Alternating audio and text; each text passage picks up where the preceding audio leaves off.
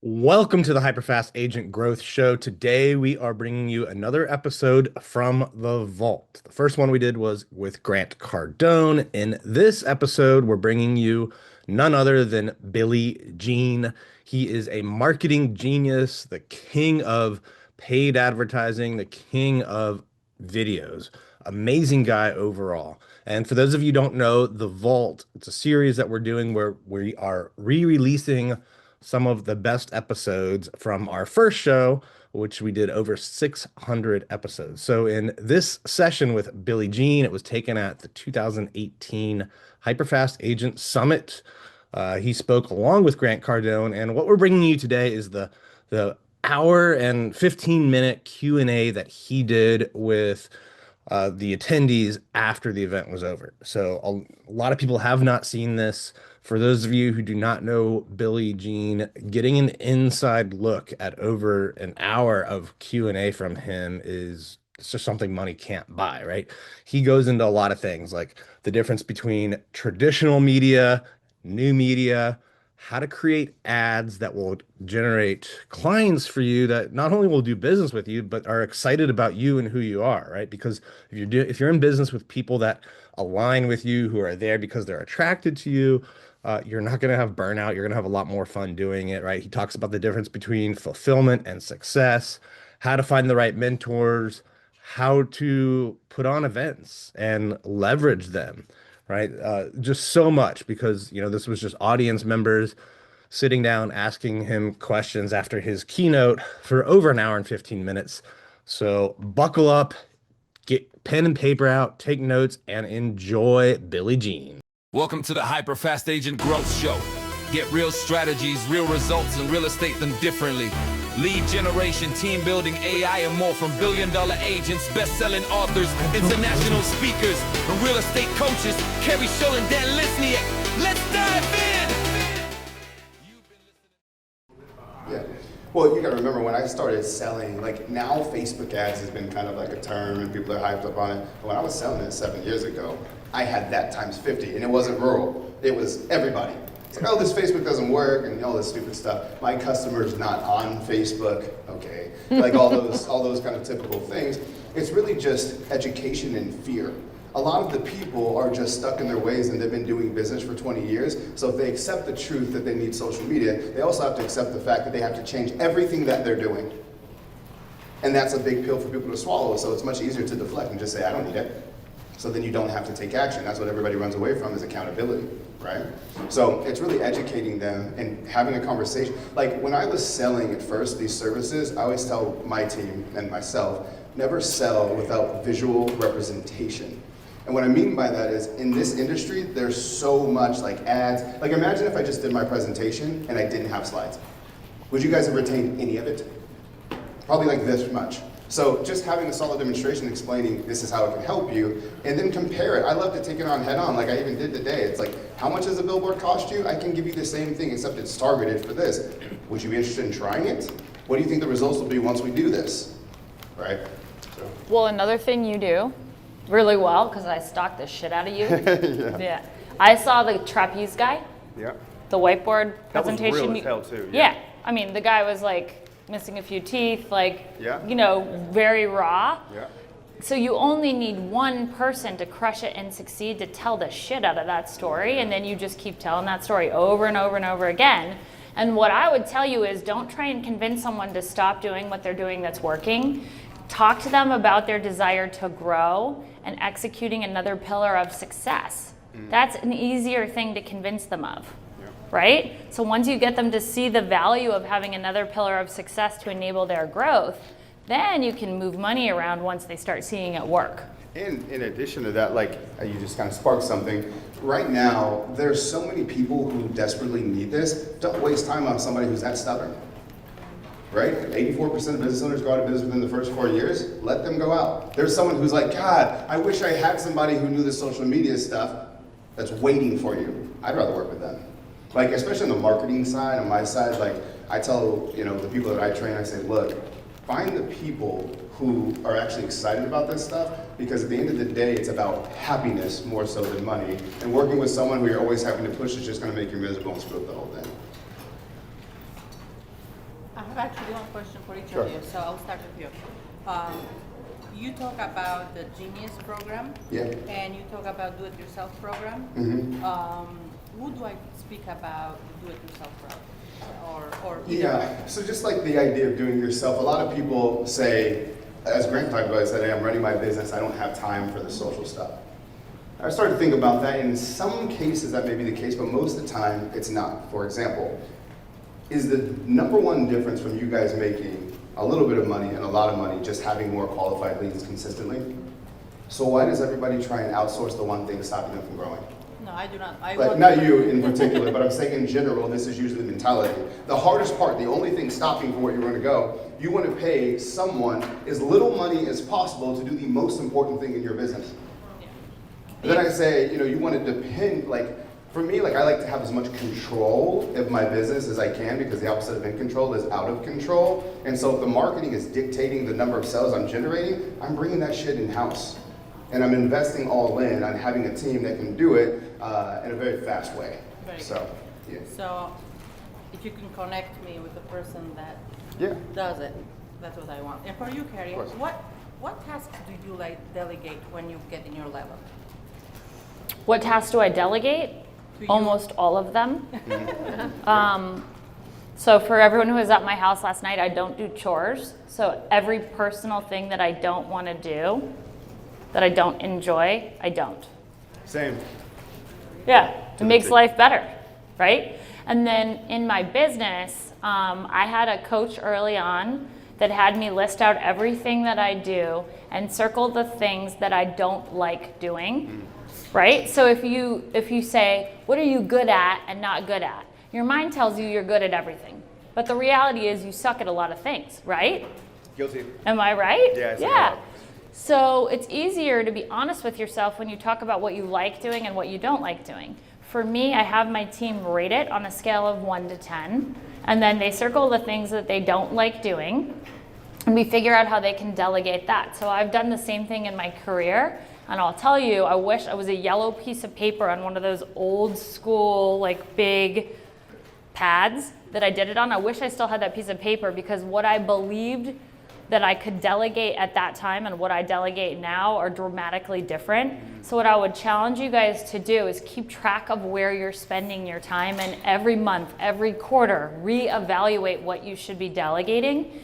And as you increase your income, the time that you spend doing income generating activities, your hourly rate will dramatically increase when you start to be aware of it. Like, why the hell would you possibly clean your freaking toilets when your hourly rate is X and you can pay somebody $20? So when you start thinking of life that way, it's really freeing, because there's a lot of shit you don't have to do. Yeah, and I think too, sometimes if that ratio is off, and I think this is something that we have a hard time doing, if your hourly is not worth that much, where you're like, I should just clean my own toilets, it's because you just haven't acquired the skills yet. Realize that doctors don't actually start making money until 13 years later, after practicing every single day, after borrowing $300,000 and paying a ton of interest, and then they do a residency underneath somebody else who's successful, and then they may start at about $100,000. Entrepreneurship is the only sport in the world where we think we can just fucking skip the line and take shortcuts. So sometimes your hourly rate is exactly what you deserve, because you didn't do enough role playing yet. So roll up your sleeves and practice. Awesome. Yeah, tell yourself the truth. Carrie, for Be your nice. buyer's agents, along those lines, how do you coach your buyer's agents to make sure those labor-intensive couples don't burn so much of their time that their hourly rate becomes nothing? Well, the first thing I do is I have really firm processes, and I train them on the processes, and they have to test out they used to be with me. Danielle, our sales manager, has just taken over that in the last few months, but that was something I outsourced last, because I recognized that if they didn't master the skill in the first appointment of setting the right expectations, they would burn tons and tons and tons of time, and then they would get discouraged and they would leave the industry like the other 90% of real estate agents that leave the industry, right? Is that what the stat is? 90%. 95% within 5 years, 90% within 1. It's not an easy industry. So for everybody in the room who's a real estate agent, congratulations, you're in the room, right? It's not easy. So here's my secret, and sorry to keep saying it, but if you're in the inner circle, go watch the video. It's in there for the reality check analysis. It's part 3 of our buyer process. That is what changes the game. All of a sudden, when I hear agents say, oh, all of my clients are so unrealistic, I'm like, God, it's too bad you suck at your job. Because everybody's unrealistic, right? And your job is to realign their expectations and put yourself on the same side of the table as them as their advocate and partner. That's what they want. And if you don't have the skills to deliver that, then they should go work with Redfin, right? Fire. I have a question for you about your videos. Sure. When you're creating ad content, what's kind of a multi-part question. When you're creating ad content, is your goal to make those evergreen videos, or do you do like seasonal ones? And It's a good question. So first you have to assess your resources, right? So we will do one-off ones sometimes, but realistically we should be focused on things that can be evergreen and used again and again. And majority of the time we do that. We have a little playroom because I'll have 3 to 6 people on staff at all times who's just dedicated to creating content and distributing it. And part of that process, if you put the marketing team behind, there's probably 10 of us that are literally just focused on the Billie Jean as marketing brand that are doing that. And so then we'll kind of get creative. Like Gary Vee, I think he has a team of 25 that are just dedicated to his personal brand to give you guys an idea of the scope it takes to execute with that much speed and quantity. But I would say I would focus on one ad, one video that consistently brings you customers, because realistically, that's all you need. I think that 90% stat is because people come in because it's sexy, meaning all I have to do is sell one house and I will make X amount of dollars. How hard can that be? That's the illusion. Everybody wants the easiest and fastest way to get rich, so they come into real estate. But then they don't realize that that means you have to talk to 200 people. And once they send out the first email that says, hey everybody, I'm a real estate agent, they have no other place. So you just need one video ad that gets people to consistently raise their hand and say, I'm interested, it will change your life forever. I would talk about profit producing activities. What if you took 90% of your time every single day for a month and just made different videos and tested them for $5 to $50 to see if it brought you a customer? And you just locked yourself in a room for 1 month. You would come out with like 4 ads that work, and every time you wanted a customer, you just turn the ad on. okay, so do you lead to other videos on YouTube? Like, do you have a series of videos also on YouTube? Yeah, so what I like to do as far as like formula is it's ad with some kind of hook, right? Like, as I talked about earlier, like how to pay not that much down, what your monthly payment is. What I'll really do is say, hey, click this button, give me your name, email, and phone number, and I'll send you blank. So that's where your leads are built up, and then those are the people that receive the other content, right? And then it's like, what do you say in the other content? You just address the different problems. At first it was about down payment, then it was about monthly payment, now it's about interest rate, now it's about weather, now it's about the safety in schools. Now it's about X, now it's about Y. You just keep telling them information, but every single time you give new information, it's another opportunity to sell again. So it's, hey, I hope you found that helpful. If you're also wondering about blah, blah, blah, blah, blah, shoot me a text or click this button and jump on my calendar. Okay, so my last part of my question is, Sure. for a couple of better houses, I guess we don't talk about limiting beliefs, but the nicer homes, I've made a few promotional type videos. It's almost like a commercial for the video. Yeah. Amy Youngren in Canada does it with Keller Williams, and I copied her, basically, copied the grades. And so I've had several people call me, agents, and say, my customers or my clients are upset because I didn't make a commercial for their house, which is kind of cool, but I don't know how to, because that's not evergreen. Obviously, it's like a listing video. Once it sells, you have to take it down. Figuring out. No. I'll let you go. No. No what? Go ahead. No, you don't have to take it down. Use that to get other people. So hold on. Do an intro where you say, are you tired of your home not selling? Agents don't know how to market with video. Look what I did. And then you play that and you make that an evergreen ad when you have an awesome video. And you dice it up and you make it smaller ads, and then you make little memes of yourself doing the videos and you market the shit out of it. Yeah. And I'll even throw one on there. Like, I want you guys to think about that. I started off my presentation today about saying how every real estate agent is the same, but I could have done that with any industry in the world, right? That was kind of the point. So one thing I want you guys to have an honest conversation. I believe a lot of business is telling yourself the truth. And an honest conversation, if someone does list with you versus the next person, is there really an advantage? You don't have to say the answer out loud, but think about it. Like, is there something that you're doing? And so what I tell people, because we have a lot of real estate people come through our programs, is I say, learn how to run Facebook ads, and then when you're having a conversation, they say, well, how are you going to list my property different than the next person? Well, I can run Facebook ads, and this is what I do, and I can get you the highest offer because I'll get offers that the other person can't. Like, actually legit have some stuff that you do. So I always say just keep adding tools to your toolbox, and that's how you can keep charging more, you can solve bigger problems in ways that other people's can't. And join the inner circle. That was like a no-brainer to me. Thank you for that. That's what I would say. So That's my tip. on his comment just then about learning how to use Facebook ads, you know what we do before listing appointments? We generate a buyer list because we run the ads in advance now, which I learned from my buddy Sharon. So we go in showing them what we've already done to market their property in advance. Try that on for size. Your conversion will go up. Yes, I wanted to say thank you for a wonderful event. I was very impressed. Oh, thank you.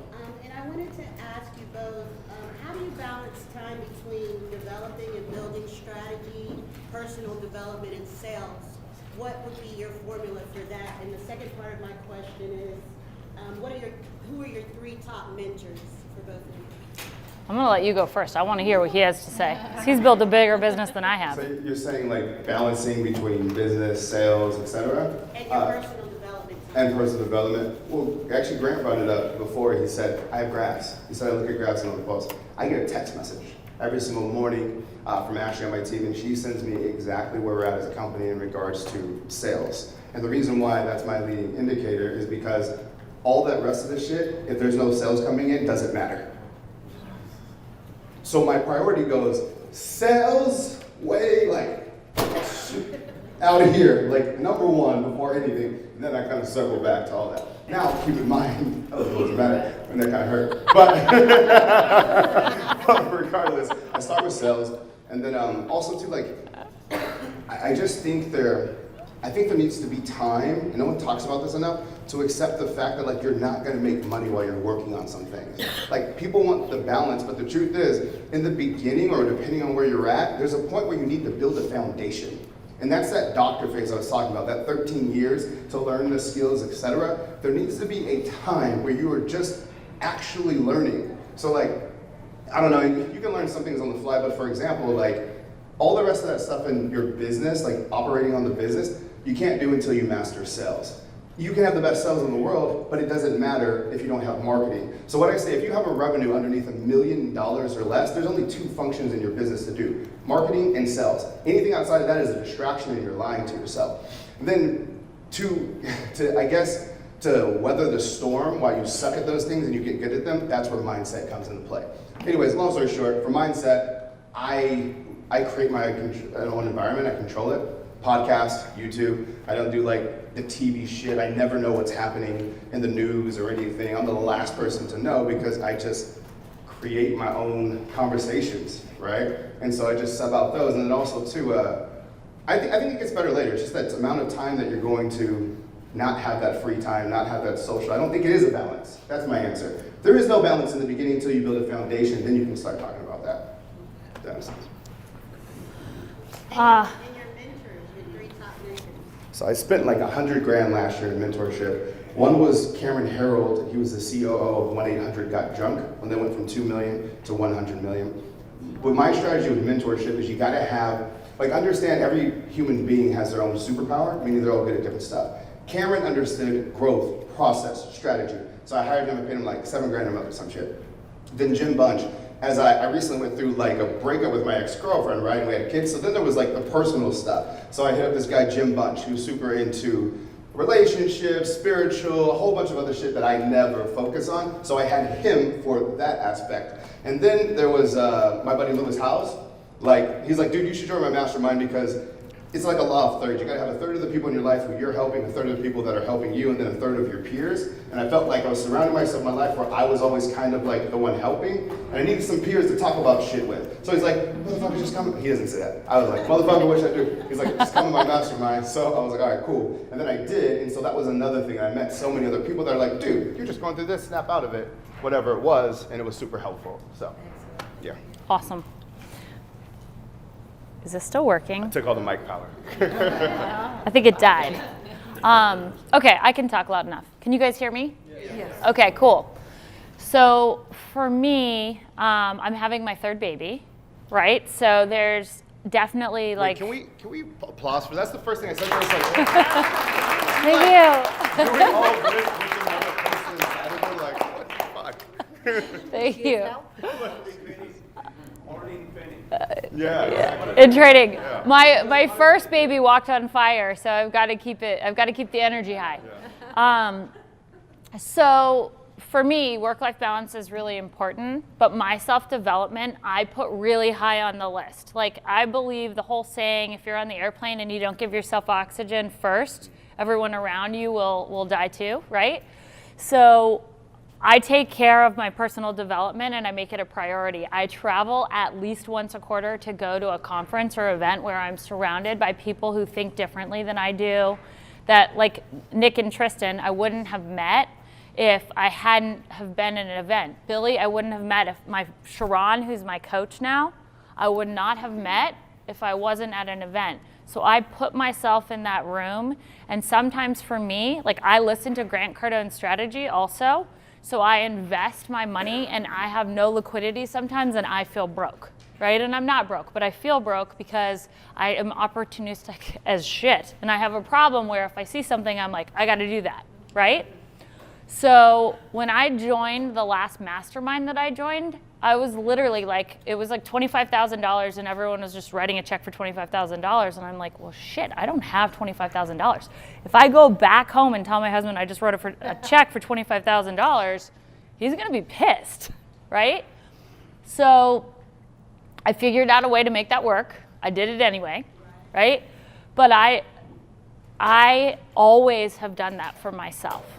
Like since I first went to my first live event and realized that it changed my life, every moment moving forward has been, how do I be in the right room?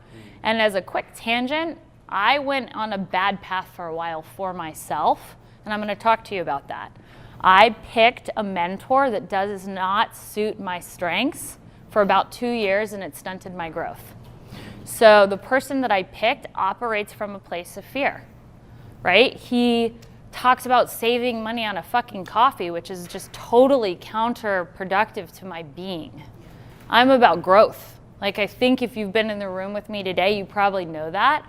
So having a mentor that's like constantly working on the budget and trying to figure out how I can cut costs, and like, for me, like that's not what makes me shine and what makes the people around me shine. So I want you to be really careful who you surround yourself with and pay attention to their core belief system. If their core belief system matches what you want to emulate, awesome. And something I learned from Grant Cardone was when you're picking a mentor, make sure that they're really freaking good at what you're picking them for. So Billy just talked about the difference between someone who's scaling a business and someone who's really good at helping them focus on spirituality. So I've always had different coaches. I have 3 coaches in my life right now. So find a coach that is really good at what you want to do. And then understand if they're coaching you on money, you better know how much they have in the bank. You better know what their net worth is. Like, I don't like when people are following a coach and they don't understand their money. There's a problem there. Like, why do you think they're successful? Why? What proof do you have? The Instagram post, obviously. Right? So in terms of my mentors right now, Sharon, who doubled, he's the CEO of Kingston Lane. If you don't know what Kingston Lane is, Google it, follow him. The guy is freaking amazing. So much like when I stalked Billy when he got off stage, right? And I'd already been following him, but as soon as I found out he was going to the event, I was like, oh my God, this is so awesome, right? Sharon got off the stage and I'm like, what do I need to do to hire him? And he's like, well, I'm not a coach. I'm like, cool. What do I need to do to hire you? You're gonna coach today. Yeah, you're coaching me. Like, we're figuring out how to. So he does not coach real estate agents, but he coaches me. So I think it's about when you find somebody who's the right mentor for you, like embracing the moment and figuring out how you can add value for them as well, because it's a two-way street. 100%. Right? So for Sharon, he doubled my listing conversion. Like, oh my God. If you double my listing conversion in 90 days, that's going to change my life, right? So I'm trying to put myself in the room to find people like that to be a part of my life. Can I ask one more question? One. Yep. Life-changing book for either of you, both of you. Man. I don't have like a one because of that. It's like you have different problems at your life that help at that moment. And then after you get through that problem, guess what? Another one's waiting for you. Like, what's that? You ready? And so Memorable. I like Scaling Up right now by Vern Harnish because it just puts business, like, especially in the growth phase of like, this is how you hire, this is what you need, and you just realize your business is not unique. There's nothing unique about your customer. It's all the same shit. And that's why so many people, you see these moguls, it's because they get it. They understand that I love that book. It's awesome. I'm going to talk about a program. I'm a program girl. So to me, if you're stuck emotionally and there's a block there, I would go to Unleash the Power Within, or I would go to Date with Destiny. Like, just freaking turn it upside down fast. And that to me has been very meaningful. Thank you. Sure. A lot of successful people talk about how they start their morning, like from. You want to go first? I'm going to make everybody mad right their now. morning routine. If you could share that. And then my second question is, my problem is I put so much money into, I was starting out like doing investment stuff. So I would spend money into buying programs, there are different systems, there's different tools, and everything looks great and amazing, and you can get overwhelmed with all the bells and whistles that are out there. So what type of advice do you give to kind of, I know you said focus on, marketing and sales, but then in the back of my mind, also thinking about, setting up the system, and if you can kind of understand where I'm going with. Go. Start? Go. I feel like this is my question. So there's no such thing as $1 million idea, just $1 million execution. In other words, every single thing out there can make you $1 million. And shiny object syndrome, which is what you're referring to, right, as people call it. Imperfectionist. Because I'm Grant's wife with wanting to 17 times with the video or the pictures. Well, I'll go with the first one first. So like shiny object syndrome, do you know why it exists? Is because you have an idea and then at some point in the journey, it gets hard. And instead of, when you hit a wall, right? And instead of going through the wall, which is the only way to success, right? Everything you want is on the other side of the hard shit. What we do is we just say, I'd rather do this because this is probably easier and I won't have to deal with this wall. And then you go to the next business and you run into another wall. And then you go to the next business, you run into another wall. And that's why they say, some people say I've been in business for 30 years. It's like, no, dude, you've repeated the same year 30 times. Wow. And I was like, somebody hit me with that. I was like, that's it. That's the whole game. Yeah. So it's like, pick your shit and like experiment fast, right? So find the thing that you actually like. That's the thing I would say is, and once you like it, you make a decision to go all in on that. In regards to morning rituals, I play video games probably. So like I don't know, like some kid asked me at an event, he's like, Bill, just tell me, man, like your time, like what are you doing like to get your mind right? I was like, I play fucking Xbox every day before I go to bed. Like, I don't know. In the mornings, like some people say never check your emails, that takes you into a bad place. And they say that's where you start putting out fires and stuff. Your business shouldn't have a whole bunch of fires. I'm excited to see what's happening with my business in the morning. I grab my phone, like, unless I'm like with my daughter, but like I grab my phone and then I'm like, yeah, this is exciting. What's going on? What are we gonna do today? I like really love everything about what we do. I'm talking about specifically like there are different CRMs and there's different. Honestly, start like that first $1 million. I think the best CRM is a spreadsheet, a Google sheet for free, and literally listing out like the people you want to sell, and then their phone numbers, and then calling them until you have $1 million. That's the realest shit ever. Like everyone, it's like, that's the best CRM. Just like picking up the phone and calling until you get it. But like I shortcut that, right? And I use advertising so I don't have to pick up the phone and call anymore. So now I just show up to the appointment and call. That feels way better. Yep. My morning routine used to be exercise. I worked out with a trainer. Then I had 2 children. And now my morning routine is trying to wake up before they wake up so that I have a little bit of time to think. How's that go? You ever beat them? I actually beat them because they sleep in until like 7:30 or 8. They're Nice. rock stars.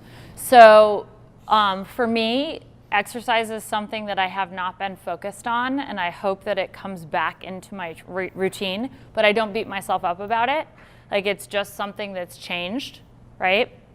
I still like do other things, but I'm not working out with a trainer. I'm not as focused on it as I used to be.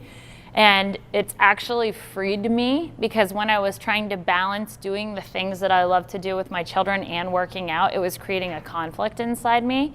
So what I would say is, there are a lot of people who will tell you how you should do things, and you have to figure out what works for you and what's authentic to where you are in your life in this moment. And so there were times in my business where I was working 14-hour days. That's not the case anymore. I travel 4 to 6 months out of the year, right? I have a very balanced lifestyle. I put my children to bed. Last night I had 40 people over and I still tucked them in. So for me, I love checking my phone in the morning. Like, I open my eyes and I'm like, I wonder how many contracts we got last night. Yeah. I'm not like, what problem is going to come up? Same thing. I'm Yeah. like, so yes, I read all the books and I talk to all the mentors that say, like, don't do that. And when they're talking to me, I'm like, man, they're right, I shouldn't do that. And then when I look at it, it just feels so good.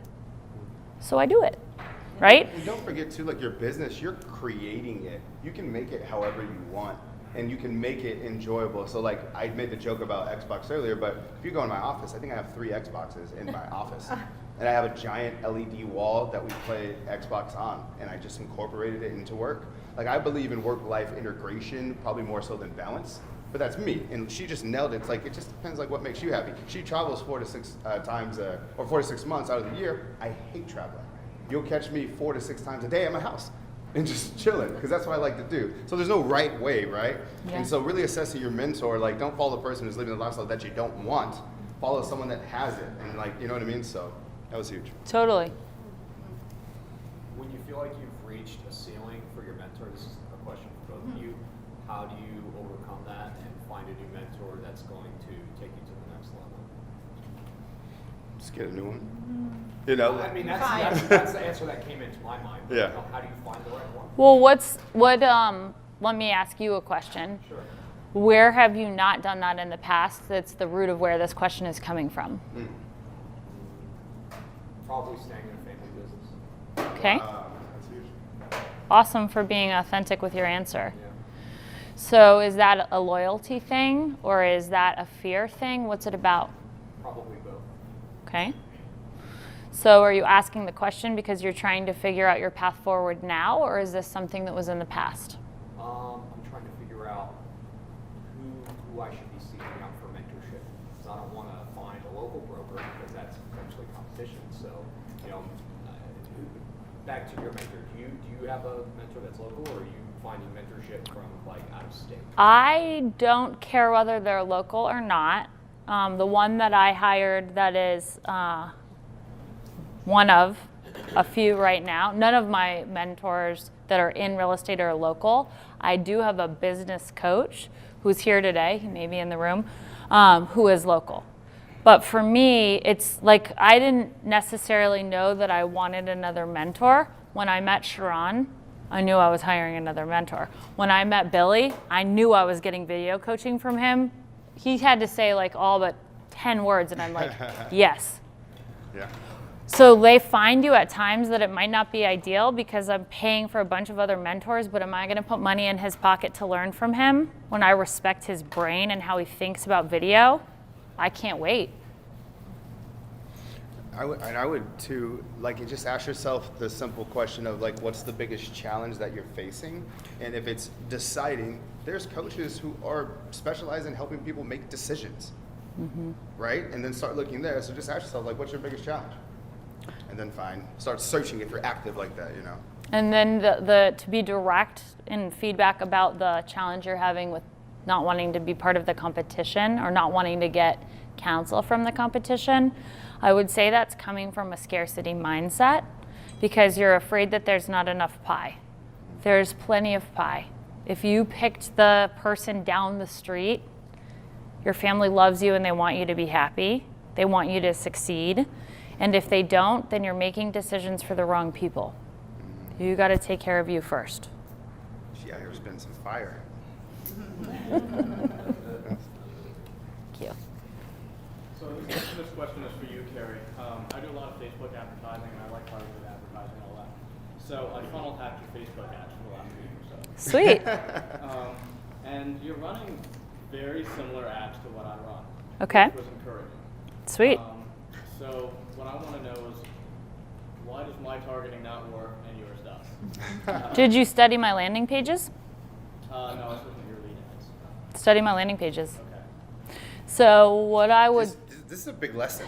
I don't want to stop your shine on this, but like, just because I see this in my world, just seeing advertisements all the time for 8 years, people do this all the time.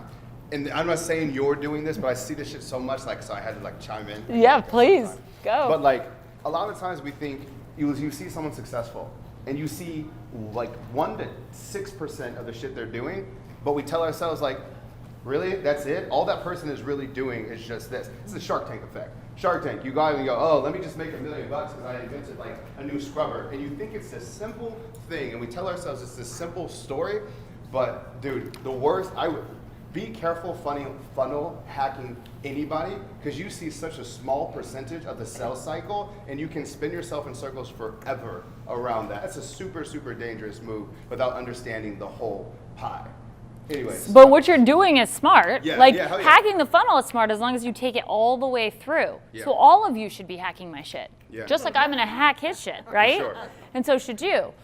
So I think that's very smart. But where I think what I've seen in terms of, and I spent $21,000 the first year that there were ads on Facebook. So I've been doing Facebook for a long time. I have no idea what's in there right now. Honestly, I delegate all of that so other people do it.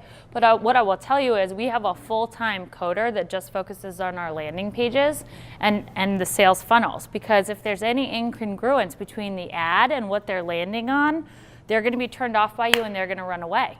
Right, guys? And the hardest thing is finding that consistency as you're A/B testing and tweaking your ads. So that's a full-time job, and not all of us have the ability to have someone full-time doing it. So just focus on doing some things well. Once you find something that's working, dump money into that, and then test something else. But be careful not to try and do 50 things when you don't have the capacity to do it well. Does that make sense? Yeah, I think you answered the second part of my question too, which was going to be, if it's not a core competency, who'd you outsource it to? But obviously you are. So. Well, I'm going to go back to what Billy said earlier. I had a conversation with Gary Vaynerchuk that changed my life, because what I realized is I was outsourcing a core competency in my business to Zillow and Realtor.com and to all these third-party sources that were controlling my income. And Zillow just changed the game. They increased the price per lead by 5 times. Okay? When I did the math on that, that just sucked. It did not work. I would have been paying money to close buyer leads. So I had to really focus on, okay, how serious am I about growth? How serious am I about controlling my destiny? And that's why a coach like Billy, for me, is a must. I asked you all to identify your musts in a lot of different times today. For me, I will control my destiny when it comes to getting leads, period. Hi, Brian Rodriguez. First of all, thank you for this opportunity. I love this intimate setting. I'm here with my wife from Colorado Springs, and we've never really invested anything in marketing. We consistently do over 100 deals. This year we do 200. Congratulations. Yeah, good job. And it's all through referral, building that culture. And so we have an opportunity that's also a challenge. So at our annual gala event, we have 400 people. And it's just this massive party. I'm trying to what are some, I love all the principles you said, like educate before you educate, but how do you monetize such a big event, but keep that investment going beyond? Because it's at the end of the year, we go into the first quarter, it's tough, so I'm like, are there any You're trying to fill up the event by just referral only? Oh, no. So he's saying the event already happens, and then he doesn't spend money on advertising now, but he's trying to figure out where to invest the dollars. Is that right?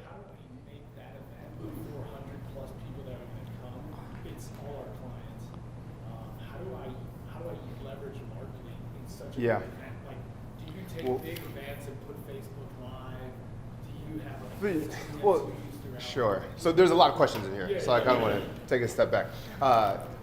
I'll go about how to monetize an event the best way in a second, but let me take a step back on businesses that typically, most, not all, but most depend on referrals. Their trajectory usually goes like this, and they're out of business. That's what I talked about earlier. However, you do get some that come in and they do well, and it goes like this until it goes like this. And it stays right there for a long time. Coca-Cola, they advertise, right? Like, not advertising, it's cool, it says something about the quality of your guys' work, etc. But it also, too, it lets me know where you're at as a business and that you're going to be stuck there forever. Everyone, you got to advertise to get this. Grant talked about, I talked about, every single super, like everyone you can think of that's doing it, they're crushing it with advertising. And in regards to the event, we live in a day and age where it's kind of weird, but like, if you don't post it, it really didn't happen. So for example, like 400 people at that event, if you don't go all in on filming it and making it freaking awesome, it's going to live forever in those 400 people's mind. You want it to reach 4 million people, and that's why I film. Even like Paul, you guys can see in the back right there, like he filmed the entire event, even though they have footage, etc., because we're going to use that. And there's going to be some gems there. Also, too, here's the thing, like, you can turn on a camera and try and sell something all day, but there's a difference from capturing magic.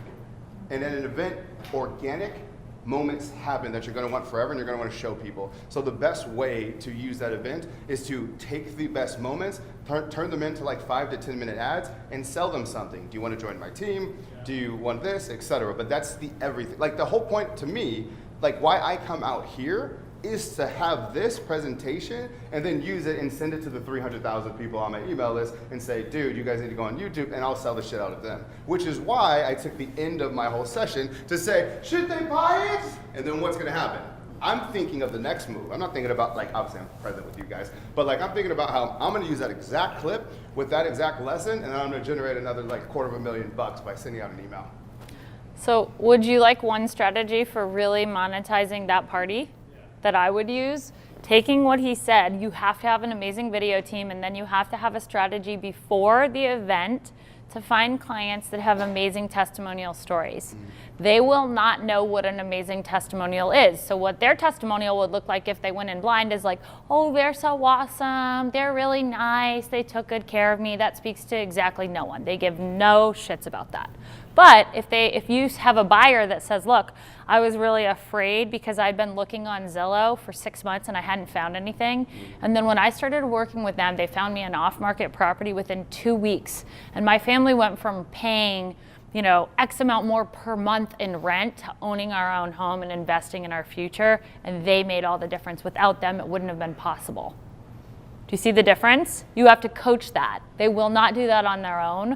And I'm working with my team right now because I used to personally record the referrals and the testimonials, and I'm really good at coaching it out of people, and I also get them drunk first. So sometimes they slur their speech. Also, yeah, it works. They're like, oh my God, like, wow, they were amazing. And then they're like, am I okay? Are my lips purple? Because I've been drinking red wine, right? So I'm not kidding. I'm actually serious. If you guys go back, when I used to be younger and crazier and not pregnant all the time, like my client events were nuts.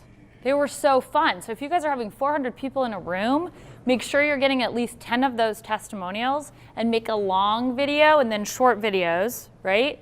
Then you can do Insta ads from that. You can do Facebook ads from that. You can have a story of the event, and then you're gonna send the story of the event to everybody who didn't make it and tell them, you're gonna categorize the people, how much you missed them, and you hope they can come next time. When they see that video and they hear everybody, all of a sudden the referrals are gonna start pouring in, right? When the people themselves are giving the testimonial, you're reminding them of the results that you created for them and what's gonna happen. They're gonna start sending you more referrals. So it's just a cycle of awesomeness. And on those testimonials, that was excellent what you said, by the way, to the T. I would think of something else, and I'm a big believer in stereotyping. And here's what I mean. When people look at testimonials, they see themselves. So make sure you're getting testimonials of a man, a white guy, a black guy, a woman, a single woman, a married woman. that shit, it's crazy how much it affects conversions. Because sometimes you see a testimonial, and the first thing that anybody thinks when they're buying something is, well, will it work for me? And that person doesn't understand my situation. That's why you need to have every situation covered. So it's like, no matter what's your objection, I got a video for that, and then boom, you're going to carry script, done. And one other on that note, they want to relate to each other's fear. So what I said about we were stuck, we've been looking for 6 months to break down the mindset of the testimonial for you. First, it's fear. If you lead with fear, people are all ears. If you lead with how awesome you are, they don't give a shit. Amen to that. Okay? So lead with fear. Cool. First of all, I just want to say again, thank you for the event. And Thanks. congratulations to you both for the level of success that you achieved so far. Thank you. And that's kind of, I get fascinated by how people think. So I wanted to ask a question of each of you that, was there a moment or a time when you started this journey, but you were like most of the people in this room at one point? What was an event or a thought or something that got you to propel yourself to go, you know, this is where I really want to go? How did you make that step? I'll take this one. I can like reenact the moment. So I'm at a Craig Proctor conference in 2010. Who's been to a Proctor conference? Wow, okay. A lot of people don't love him. He changed my life and business, and this is the moment. I'm sitting next to a beer tap on one side, and this guy, who at the time I perceived to be a douchebag, is sitting on the other side of me. He's on his cell phone. He's like, bleh, bleh, bleh, to people. He's not very nice. If you're watching, Justin, I love you, man. So basically, I'm like, man, this guy kind of sucks, and now I'm stuck here, and like, I don't know anyone else. I was totally by myself at the event. I kind of took a leap of faith and went. So he gets off the phone, and I mean, he's like the only person I can speak to because I'm stuck. And so I'm dying to talk to him. I'm like, so tell me about your business. And he's like, yeah, 750,000 GCI. And I'm like, holy shit. He's not even nice on the phone, and he's doing 750,000 GCI. Like, that's nuts. So all of a sudden, I got to know him, by the way, and we became really good friends, and he wasn't a douchebag, but he was mad about a short sale or something. So he was like letting somebody have it on the phone. So anyway, all of a sudden I met someone, and I listened to what he was doing in his business, and my vision was like, if he can build a team like he has, and he had branded cars, and he showed me his website. He was from Milwaukee, right? I'm like, well, if he can do that, I can do that. So then I really always focus on, okay, who's the most successful in the room, and how do I surround myself by them? So I remember I somehow got on like the VIP party bus, and I was afraid to drink because I didn't know anyone. And so I was fake drinking that night. I was like dancing on the bars with everybody because that's what everybody else was doing, fake drinking, just so I could connect with the right people in that room that were on that party bus to make sure, and those became some of my very best friends in the program. Within a year, I was the person who was on stage talking about my experience because I grew so fast. But it was purely because I was just like some of the people in the room that are like, what do I want to do? What's my vision? Like, how do I move forward? And it was Justin. And it was a perfect setup because when he presented to me, he didn't present as this like amazing shining knight. He presented as kind of a dick, and he was super successful. I'm like, well, I'm nice. Like, if he's super successful, I could totally do it. So that was my moment. That's huge, and it came from an experience, right, with someone else. And mine's kind of similar, but way different. The same principle applies though. So my parents both grew up on welfare, and raised in the hood in San Diego.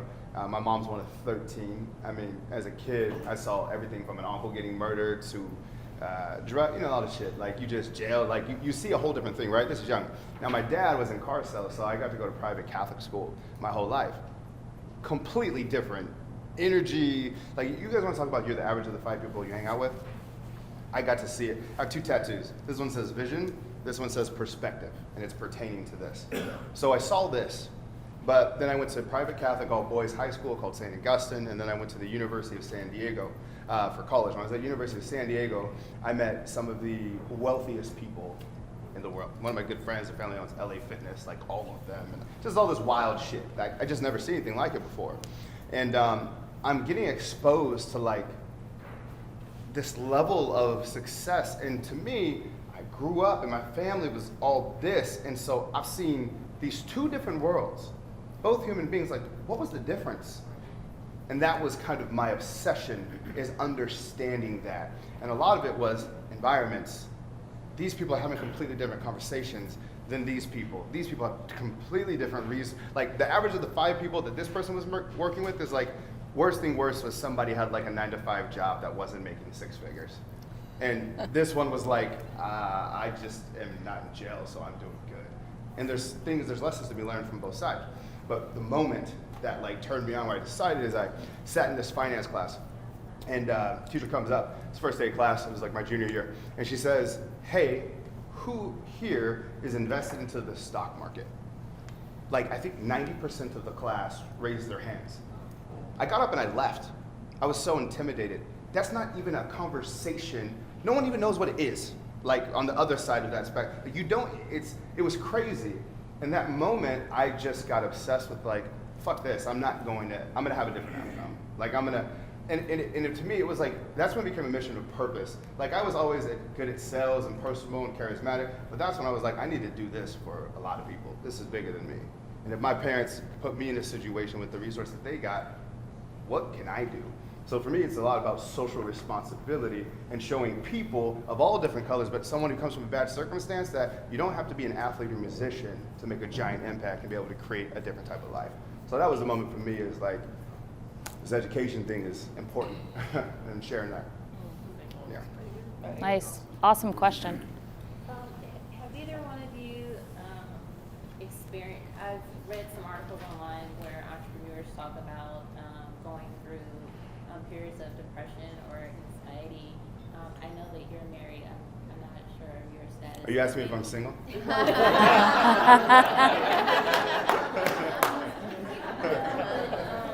When you're first starting out, you're maybe by yourself, not, in your business and maybe at home as well. And did depression or anxiety sometimes play on that? And how did you kind of overcome that or come out of it?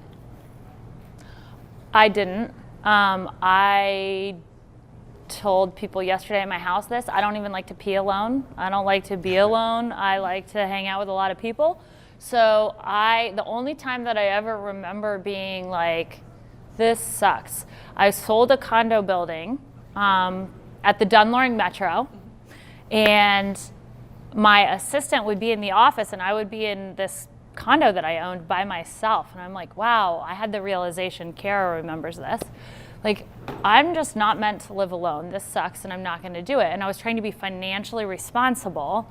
And so I bought a condo that wasn't where I wanted to live because it was cheaper. I learned a very valuable lesson from that. So I bought a 5-bedroom house. I filled it with roommates. Sometimes I had 6 people living there, and I worked my ass off and I partied my ass off, and I was never sad. I definitely went through some shit. So me and my girl, when we broke up, I always envisioned like a household when my daughter was always going to have both parents in the house, So this is at the top of the year. So I thought that was like the thing that made me happy. And so when we broke up, that was some shit. And then having to run the company, and it was this really weird place of, I had like outside looking in, like, fucking cars, a Ferrari, a Bentley, a Tesla, penthouse, all the bullshit. And like, that's happiness, right? No, right? And so I went to this place where we broke up. I'm sitting in the house by myself, like our office, we're building this new office and shit. I'm just like, yo, I feel depressed right now. So I called one of my boys. I was like, I'm gonna tell you some shit, but like, this is weird for me to talk about. So I feel depressed. He's like, what are you talking about? Your life is this, this, and this, and this, and this. And that's why I hooked up with that mentor I talked about earlier, Jim Bunch. And I learned something really quick in that moment, and that's just, there's a difference between success and fulfillment. I was successful, I wasn't fulfilled. And so we did this really cool exercise about kind of understanding like your core values and the 5 things that trigger you and make you happy. And it's basically a framework for kind of happiness. That's essentially what we worked out. And mine were something along the lines of making sure my life has social responsibility, fun experiences, helping others, security for the people that I love. But it was like clarity on these things. And long story short, I was able to realign with some of those things, and I realized that every time in my life where I was feeling unhappy, it's because something was out of sync with my 5 core values. And so having the clarity on what happiness was for me, and then making sure I'm doing things to protect that was everything. And then also too, realizing that like I didn't live to build a business, I built a business so I could live. I didn't, and still don't at times, have an identity outside of my business. Like I'm all in on my business. People like ask me, what are your hobbies? I'm like, Xbox and at the house. Like I don't have, like everyone's like, I'm gonna travel to all these things. Of course I can travel right now. I'm just like, I don't. So that was a huge thing. And so how I got out of it is surrounding myself with other entrepreneurs, and I did Lewis House Mastermind and shit like that, and meeting other people and just getting different perspective, experiences, etc. And that was a big deal. So I guess the biggest thing is don't try and figure it out by yourself when you're in that state. You just confuse yourself even more. Yeah. Good advice. I have a question.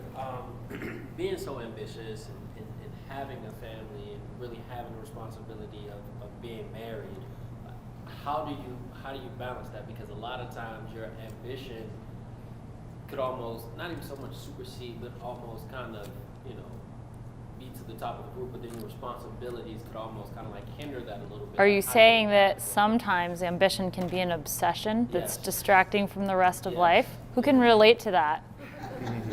Yeah, I'm with you.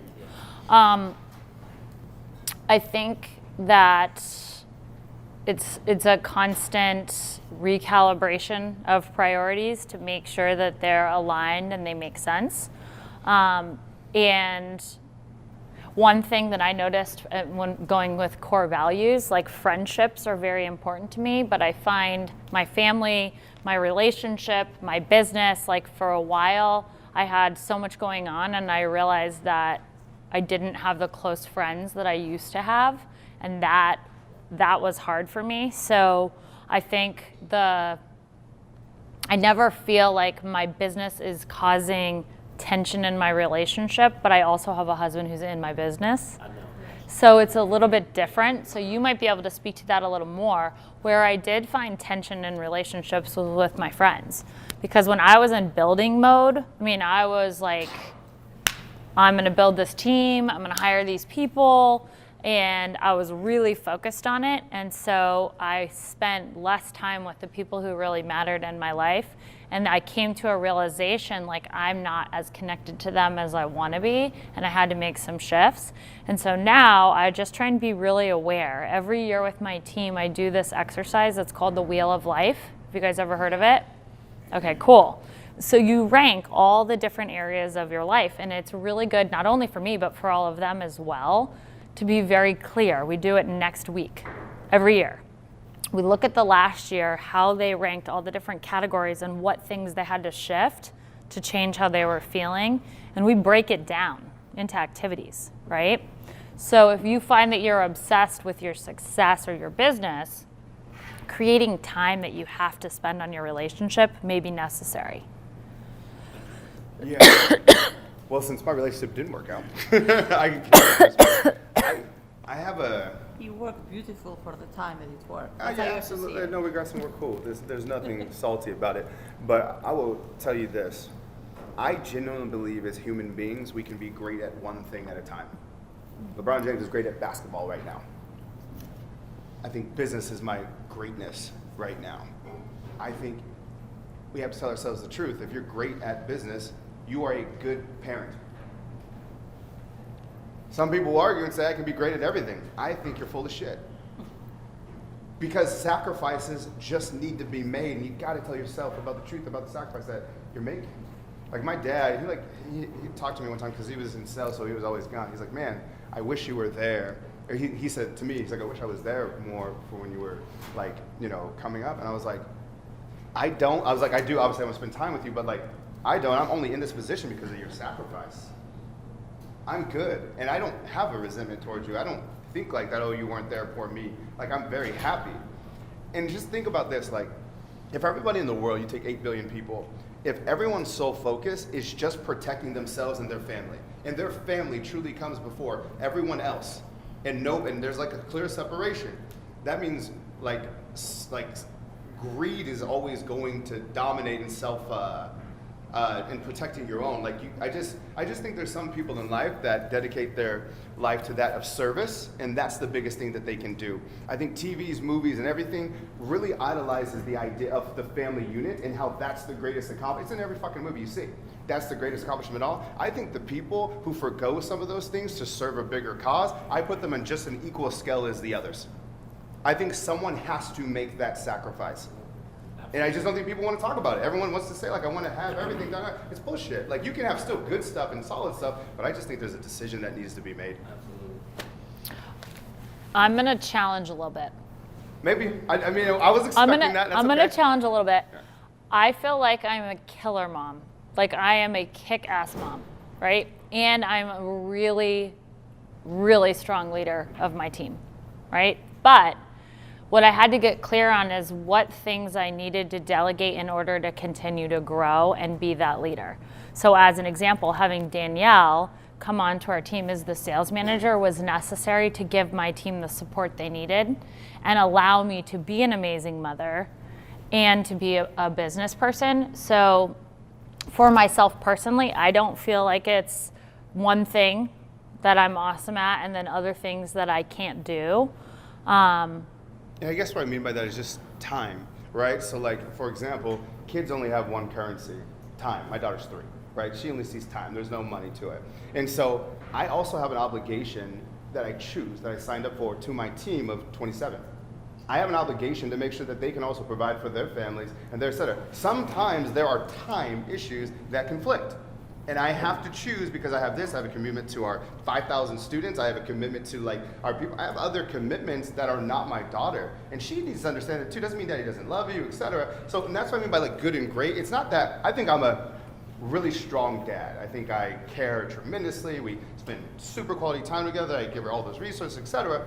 But if I wasn't as dedicated to my company as mom, I could for sure do as more as a dad. And I have to own it. I have to tell myself the truth about it. It doesn't make me a bad person because of it, but I do need to tell myself the truth about it. Yep. You know what I mean? It's kind of like a weird like thing, like, you know? It's just, yeah. Even like just to give you guys perspective, I committed to my mother and sister that we would go to Disney and I would be in Florida for 2.5 weeks. And I got back 2 days ago.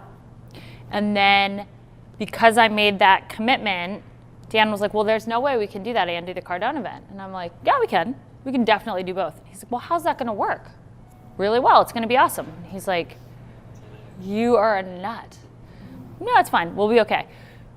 So then he didn't get to go to Disney. So we leave on Thursday to go back to Disney. Tonight, we have 80 people coming to our team holiday party. And Sunday, all of my clients are coming over for our holiday event. We'll probably have 300 clients at my home. Okay? So sometimes, like for me, that's going to mean I might sleep a little less. Thankfully, I'm pretty good at that. It might be a little more stressful, but I actually am excited about that. And to top it off, Kara is hosting our sorority Christmas, which I usually host on Saturday night, which I have said I cannot promise I'll be there, but I'll be there. I knew you Right? I know. I'm like, all right, I'll bring dessert that's store-bought, but I'll be there, right? So I guess my point is, like, I think a lot of people limit themselves by telling themselves they can't. I agree with They that. can't do all these things, and the reality is, like, I slept great last night. I'm cool. Yeah. Like, I had a blast with everyone at my house. Like, I do believe I have the capacity to take on more than I used to and still be really present, calm, like put my kids to bed last night. Like I can juggle more balls and have peace in my life right now. And all of you can if your mindset shifts. Here's the question. When you were coming up, though, was there a time that wasn't the case? The balance that you achieve now, that your foundation is solid, Oh, was there a yeah. time where it was just like, no, it's all business? 100%. That's where I'm at now. Yeah, that's why I asked the question, because it's kind of like I find myself, I'm on an upward trajectory. Right? Yeah. But I have a wife, I have 2 kids, but it's kind of like I'm working my business, and it's like it's like I'm making the money, but I don't have the resources right now to hire a sales manager to manage my leads. So I'm kind of training my VAs and training my people to ultimately get to that level. But in the meantime, in between time, I'm 12 hours at the office. By the time I get home, my 15-month-old, he's fast asleep. He's drunken off of breast milk at that point. Yeah. So just, I really want to find that balance, but at the same time, I understand that success requires a level of dedication. So I'm just trying to kind of find that happy medium. So one piece of advice with that, I would try and take control of your schedule a little differently. So it doesn't necessarily, traditional times that you work don't necessarily apply, right? And traditional times that you spend time with your family don't necessarily apply. So what I would suggest is figure out what's going to be meaningful to your family, specifically your wife, right? And if that means that you need to take 2 minutes and put on some meditation music before you drive into your driveway, like I actually do this sometimes. I will park, because if they see me, it's too late. I will park on the street near my house when I'm on my way to my house for a minute to center myself before I walk in the door, because if I show up and I'm still focused on all the other shit, I'm not giving my best self to them, and sometimes I'm only going to be available for an hour. So I want to come in and be able, like my son cries if he doesn't open the door when I get home. It's like, and if I'm distracted, I walk in the door and then all of a sudden he's like, he wanted to get you. I'm like, whoa, what just happened? Shit, okay, I forgot. Then I go back out of the door. It actually happened to me yesterday, right? And he's like, he wanted to answer the door, mommy. I'm like, oh, okay. And I like go back out the door and then come back in. Some people were there for that. But I feel like reevaluating your schedule, like maybe it's that you make a commitment to yourself that you're going to pour into your wife. And that's 15 minutes when you get home that you sit down with her. Maybe it's the 15 minutes after you put your kids to bed where you figure out like what matters to her, what's her love language, what's going to speak to her heart and show her that you care. It doesn't take hours. It takes moments when you're really intentional about how you spend the time. Thank you. I have one question. I was at your VIP yesterday, toured you, your house, it was beautiful, and randomly I ran into him at Photo Show. Oh, no way! Yes, sir. Awesome. But one thing I really noticed about your business model is you leverage out a lot of aspects of your business. Yeah, I do. Like at one point, I think it was Tyler or Dustin who was talking about like, you know, our team is really efficient right now, but we want to hire somebody to make it even more efficient. So there's like a position open, all those things. Whenever you do that, you leverage out a certain aspect of your business. Typically, when do you see that return come back to you? And do you mainly do that to leverage your time, to have more freedom? And does it necessarily generate more income for you when you do this? Okay, that's a great question. And I think that it depends. So sometimes it's more of a time issue. And sometimes it's more of a money issue, but it is always both. Okay? Even my nanny is a financial investment in my company. So that's the way I look at it. My cleaning crew, like every element that I outsource is an investment in my business, because then the hours that I have are invested in the right things. In terms of when you see the return on the investment, I would say the average is probably 3 to 4 months, but it doesn't have to be that. I mean, it depends on the activities that you set someone up to do. They could do activities that start generating you more income in the first 30 days if that was a necessity in order for you to make the hiring decision. Then you would just have to decide what are those activities that are going to make me money right away. And how do I hire the right personality for that? I believe, and Tyler knows this, if we hire a producer, sometimes right now I'm viewing our content, which can you guys imagine how many hours of content today will create for us? Hours. We have 3 videographers, we have 2 that we outsource, we have 5 videographers here and 2 still cameras. That's a lot of content. And we're still producing it now, right? So I could spend 40 hours plus of my life reviewing that content, or I could hire somebody that has the time. So a big mistake I think business owners make is they underestimate, including myself, right? I really suck at this. Tyler will tell you that. They underestimate the amount of time that doing something well takes, and then they wonder why they're getting shitty results. Well, running 5 social media accounts isn't something that someone can do in an hour a day. It's not possible to do it well. So I know all of a sudden I'm going to get time back. I know that Tyler and his skill set is not best used reviewing videos, and my video team can't keep moving if they're not able to produce the content and know what we want and have alignment. And so I know that position is like, I don't know another real estate agent that has a producer in-house. I've never heard of it. But basically, we were evaluating where are the gaps in our organization and what do we need to do to move faster and be more effective and stop having me watching 3 hours of video at night. And that's what's necessary. So that's what I'll do. What's up? I think you know that. I agree. I approve of this message. Yes. Billie Jean approved. I just wanted to make a comment that I see from what you've all said, and especially what you've said, is that you make sure you come from a full cup in every aspect of your life, and that's what I begin to apply in my life too, is that you have to follow your bliss, and you have to come from a full cup before you're able to give to your business and be successful at it.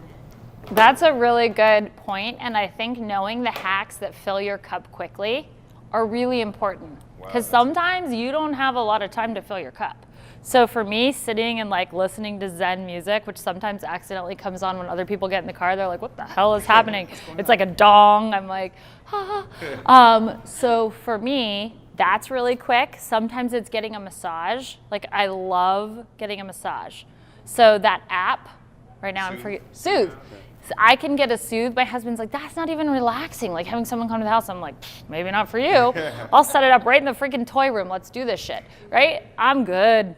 Like, I've figured out how to hack my system to get that cup full fast. And sometimes it's a boys' night out. Don't sleep on those. It's important. Or ladies' night out, whatever it is. Like, those are cool. You want to talk about fill up? All you need is like one a month. And when I say month, I mean a quarter. One a quarter.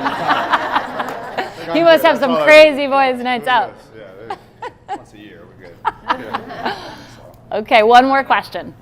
Okay, this is a little deeper, I guess, but I was thinking about your question, and it seems to me that if you and your wife paint a vision together, it's going to be easier for her to sacrifice that time with you, I would guess. And my question is, how do you handle that situation where the core relationships in your life don't believe in the vision, or they're okay with like, paycheck every 2 weeks, out of money every other Wednesday, that small thinking kind of thing. How do you want to take that one? I'll start.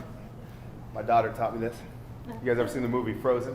Let it go, let it go. Like, hey, I be letting shit go. I mean, it's real. It's just like most of my friends are friends that I've been with since I was 4. My COO of my company right now is my best friend since I was 4 years old. Paul and I, in the back, we've known each other for years before working together. So a lot of my close friends I brought into my company. They currently work there. They also are intelligent and they have skill sets and like that I don't have, etc. So there. But then there's other friends who I don't fuck with anymore. And it's one of those things where it's like, they're like, dude, you've changed. Yeah, sure have. You want to change? Thank God. Let me know when you're ready. Yeah. And it's just, man, I think it's everything. And it's hard to do until you realize the benefits. Then it's the easiest decision you've ever made. Yeah. I was frozen them. So I think a lot of creating alignment is figuring out what's really truly important to the person, because if they're resisting a vision that's inspiring and exciting, there's a reason and there's an underlying fear. And a lot of times they don't really understand their fear, and so they're resisting in a way that seems hard to understand and almost combative, if you can relate to that. And really it's about getting down to that inner child inside them and finding out where they're wounded.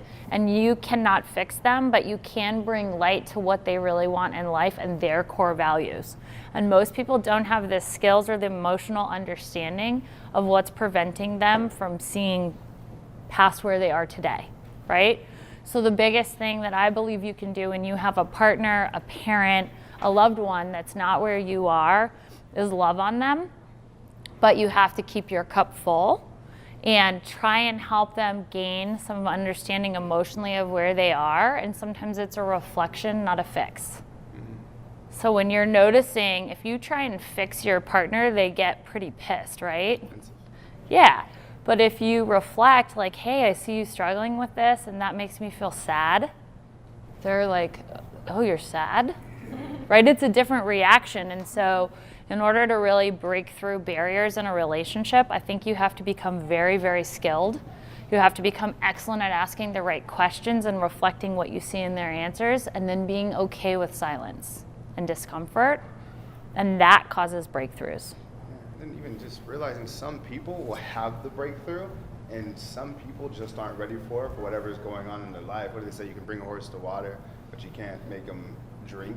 I mean, I have a friend, like, you just triggered a story. Like, I was going to go to this Tony Robbins event, and I honestly don't remember the cost, but her comment was, I'm not going to spend thousands of dollars to have somebody just have me jump up and cheer and go hoorah, hoorah, hoorah. And it was a moment of like, oh, do I get into like all this and da-da-da, and I was just like, okay, well, maybe next time you'll come around. I just kind of stepped back from it. But it was just like, some people are so stubborn and stuck in their ways, they're going to be. So instead, what I decided to do is I gave her my ticket. Guess what she did?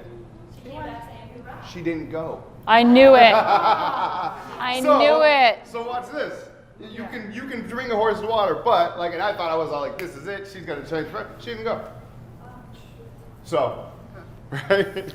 Because it wasn't really about that. Yeah, it wasn't, for sure. It was about something else inside of her that didn't believe, 100%. right? That's why I didn't take it personal. Yeah. But it was like, but it well, still sucked. I'll go to Tony with you. Let's go together. Gosh, yes. Freaking awesome. Who's been to Tony, by the way?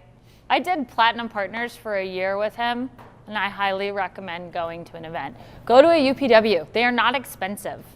They're just the gateway drugs, so look out. Did you have dinner with him or something like that? So I went to his birthday party at his house in Sun Valley, and it was awesome. Nah, I just went to his house. Dan actually did, he like dug out the hot springs and got it in his house. And so they did running from the hot springs to the ice cold, crazy, freezing river, like back and forth and back and forth. I'm like, I'm gonna sit this one out. I'll be drinking inside. Like, such a Tony Robbins birthday. Yeah. What'd you do? A jump from cold to hot water 7 times. Yeah. Well, you guys, thank you so much. If you are interested, thank you. All right, guys, I hope you enjoyed that as much as I did rewatching it. Just so many good nuggets of advice. Let me know in the comments favorite piece of advice you got from Billie Jean. If you're new here, welcome to the show. Please leave us a review, leave us a rating, give us comments, give us feedback, and share this with other real estate agents that it can help, that you think it can help as well. Thank you for tuning in this time. We'll see you next time. You've been listening to HyperFast Agent Growth Show with Kerry Scholl and Dan Lesniak. Real strategies, real results, real estate done differently. If you love this episode, tap subscribe and share it with another agent who's ready to grow.